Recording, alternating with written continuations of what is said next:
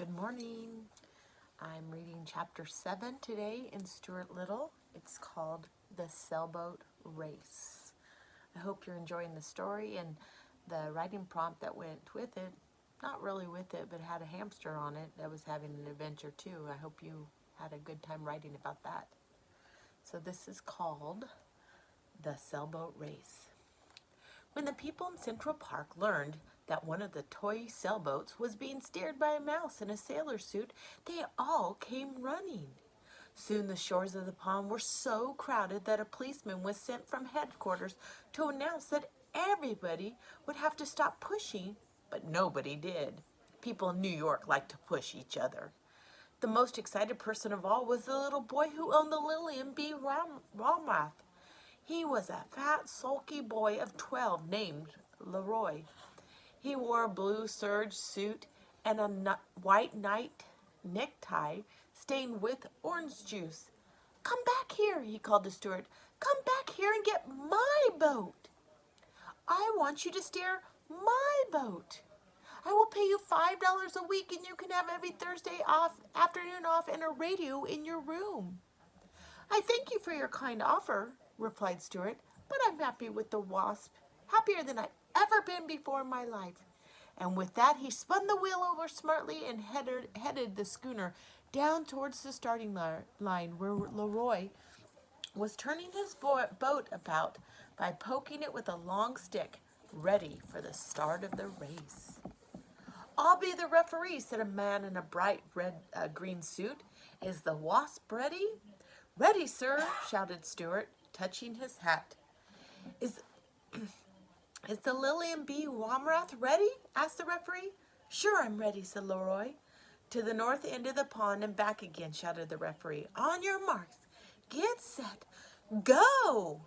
"Go!" cried the people along the shore. "Go!" cried the owner of the Wasp. "Go!" yelled the policeman. And away went the two boats to the north end of the pond, where the seagulls reeled around and cried overhead, and the taxicabs tooted and honked from 72nd Street, and the west wind, which had come halfway across America to get to Central Park, sang and whistled in the riggings and blew spray across the decks, stinging Stuart's cheeks with tiny fragments of flying peanut shells tossed on up from the foamy deep. "This is the life for me," Stuart murmured to himself. "What a ship! What a day! What a race!"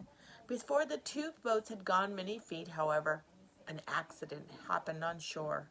The people were pushing each other harder and harder in their eagerness to see the sport, and although they really didn't mean to, they pushed the policeman so hard they pushed him right off the concrete wall and into the pond. He hit the water in a sitting position and got clear up to the third button of his jacket. He was soaked.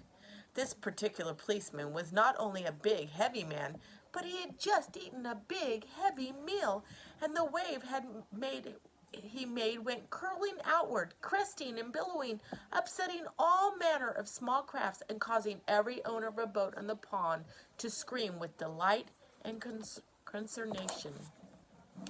When Stuart saw the great wave approaching, he jumped for the riggings, but it was too late. Towering above the Wasp was like a mountain, and the wave came crashing and piling along the deck, caught up Stuart and swept him over the side and into the water, where everyone supposed he would drown. Stuart had no intention of drowning. He kicked hard with his little feet and thrashed hard with his tail, and in a minute or two he climbed back aboard the schooner, cold and wet, but quite unharmed. As he took his place at the helm, he could hear people cheering for him and calling, "Atta mouse! Stuart, atta mouse!" He looked over and saw that the wave had capsized the Lillian B. Walrath, but she had righted herself and was sailing on her course close by, and she stayed close alongside till both boats reached the north end of the pond. Here Stuart put the Wasp about, and Leroy turned the Lillian around with his stick, and away the two boats went for the finish line. "This race isn't over yet," thought Stuart. The first warning he had that there was trouble ahead came when he glanced at the wasp's cabin and observed the barometer had fallen sharply. That could only mean one thing at sea: dirty weather. Suddenly, a dark cloud swept across the sun, bolting it out and leaving the earth in a shadow. Stuart shivered in his wet clothes. He turned up his sailor blouse closer around his neck, and he spied the wasp's owner among the crowd on the shore. He waved his hat and called out, "Dirty weather ahead, sir! Wind backing into the southwest, seas confused, glass falling." "Never mind the water," cried the owner. "Watch out for the floatstrom dead ahead." Stuart peered ahead and into the gathering storm, but saw nothing except gray waves and white crests. The world seemed cold and ominous. Stuart glanced behind him. There came the sloop, boiling along fast, rolling up a bow wave and gaining steadily. Look at that.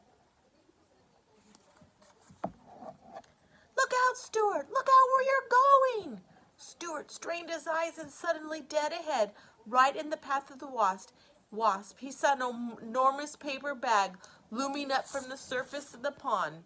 The bag was empty and riding high, its open end gaping wide like the mouth of a cave. Stuart spun the wheel over, but it was too late. The wasp drove her bowsprit straight into the bag, and with a fearful whoosh, the schooner slowed down and came up into the wind with all sails flapping. Just at this moment, Stuart heard a splintering crash, saw the bow of the Lilian plow through his rigging, and felt the whole ship tremble from stern to stern with the force of this collision. "A collision!" shouted the crowd on shore. In a jiffy, the two boats were in a terrible tangle. Little boys on the shore screamed and danced up and down. Meanwhile, the paper bag sprang a leak and began to fill. The wasp couldn't move because of the bag. The Lilian B. Walmarth couldn't move because her nose was stuck in the wasp's rigging. Waving his arm, Stuart ran forward and fired off his gun. Then he heard above the other voices on shore the voice of the owner of the wasp, yelling at the directions and telling him what to do. "Stuart, Stuart, down jib, down staysail." Stuart jumped for the halyards, and the jib and the forestaysail came ripping down. "Cut away all the paper bags!" roared the owner. That's what he looked like. Stuart whipped out his pocket knife and slashed away bravely in the soggy bag until the deck was cleared. "Now back your foresails and give her a full!" screamed the owner of the wasp. Stuart grabbed the foresail boom and pulled with all his might. Slowly the schooner paid off and began to gather headway. "Do you think he's going to win?" And as he heeled over the breeze, she rolled her rail out from underneath the Lilian's nose, shook herself free, and stood away to the south hard.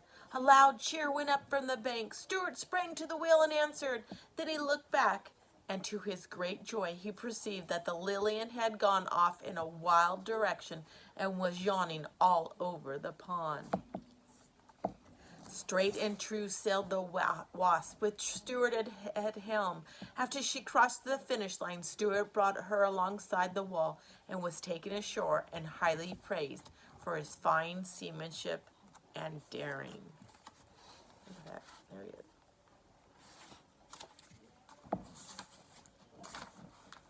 The owner was delighted and said it was the happiest day of his life.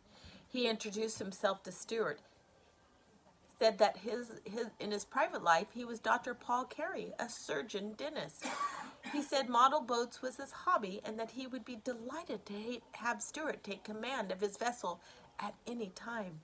Everyone shook hands with Stuart, everyone, that is, except the policeman, who was too wet and too mad to shake hands with a mouse.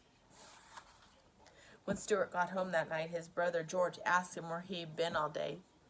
"Oh, knocking around town," replied Stuart. So Stuart didn't want to tell his brother what he had been doing, even though he had a great adventure. Would you tell someone that? And this next chapter is chapter 8, Margalo. We're going to find out about a new character in the book. I can't wait. Hope everybody has a beautiful day. Have a great day.